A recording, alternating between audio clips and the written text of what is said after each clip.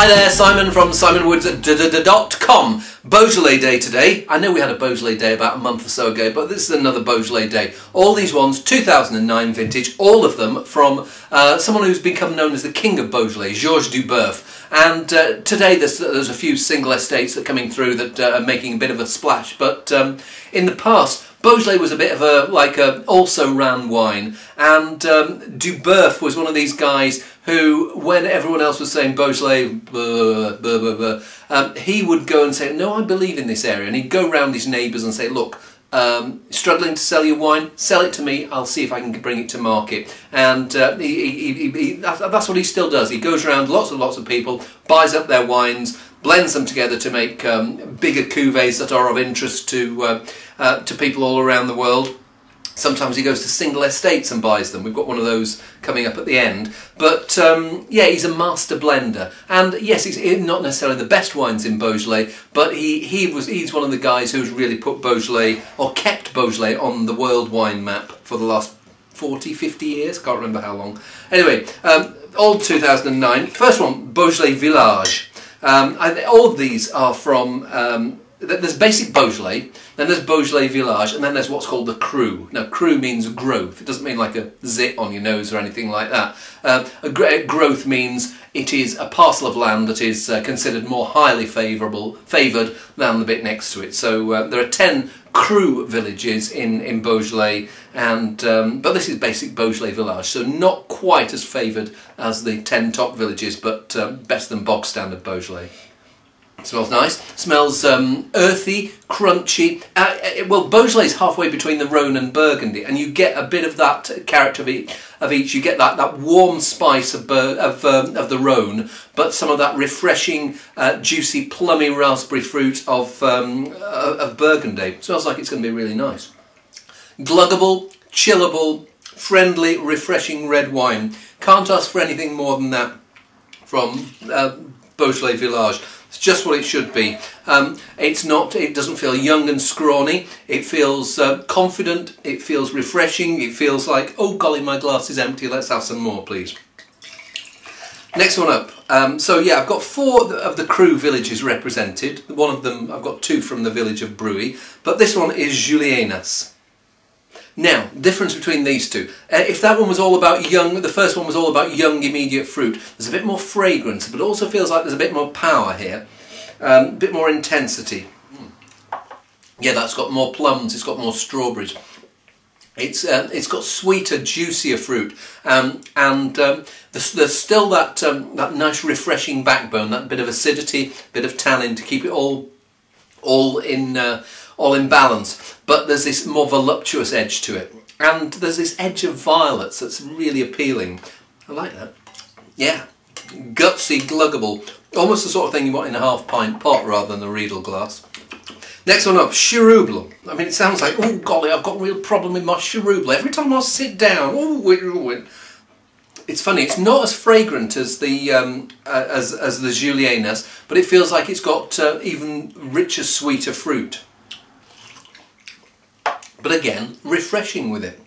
It's got this, the French have this lovely word, enguillon. It means gluggable, juicy and friendly and come hither. And yeah,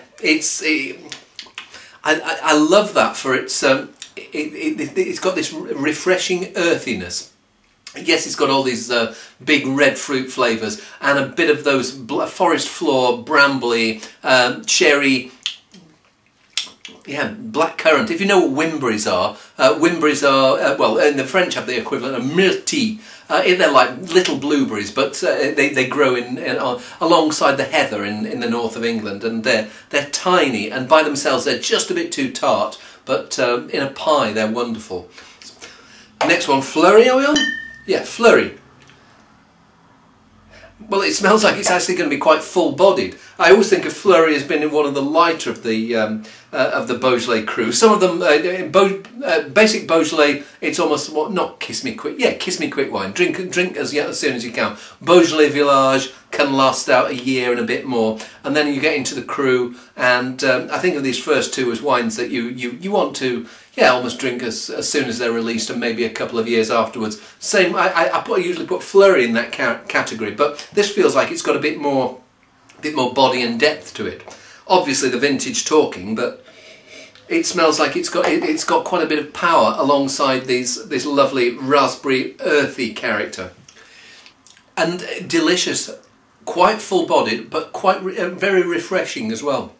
Your mouth's left with this edge of oh golly, black currants, cherries, and this earthy spice, maybe a little bit of mineral character coming through. I don't know whether there's anything like iron in the soil, but there's a little bit of something like the character like that coming through. But then on the finish you get this edge of fragrance, this bit of violet coming through. Very nice. Okay, 2 bruits to finish off. The basic bruit.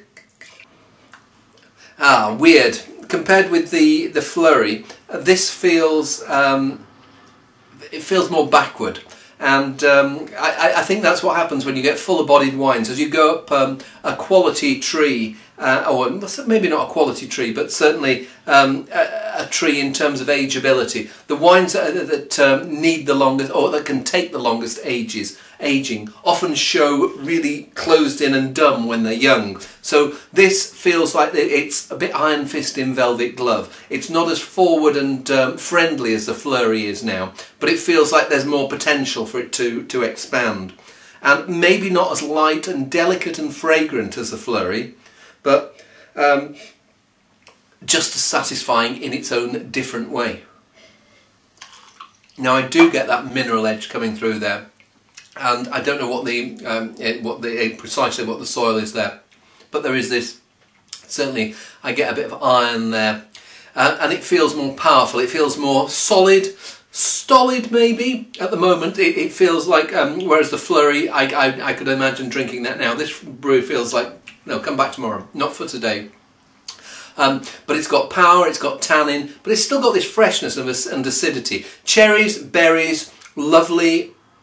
Rich but still refreshing wine, but not for today. I'll keep the bottle and I'll try some tomorrow and see what's happened, whether it comes out of its shell. And the last one, another brewery, Chateau de Nevers. Yeah, as I said, Duboeuf buys up a load of wine. Sometimes they will buy from particular estates and bottle them as those estates. So there's a Morgon Jean Descombes, and there's a, what's it called, Domaine des Quatre Vents. I think it's a Moulin à Vent, I might be wrong, but something like that. And Chateau de Nevers for Bruy. Now this smells even more backward than the regular Bruy, but it also feels like it's got even more behind the backward character. Definitely not coming out to play today. I get an edge of that iron-rich minerality. I get this dark fruit character, this really truffly undergrowth character coming through. A bit of the violet edge fragrance, but this feels, you're almost feeling the power here. Maybe this is the Corton of Beaujolais.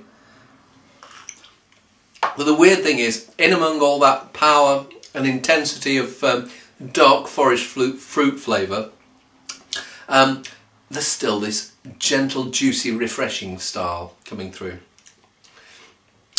Well, I really enjoyed these 6, and key for me for Beaujolais at the moment is 2009 terrific vintage. I think Duboeuf makes some terrific wines too, but in a different vintage. Maybe they're not quite as successful as they are here, but I'm certainly going to enjoy trying to drink my way through these over the next few days. Maybe I'll ask for a few friends for help, but in the meantime, see you soon.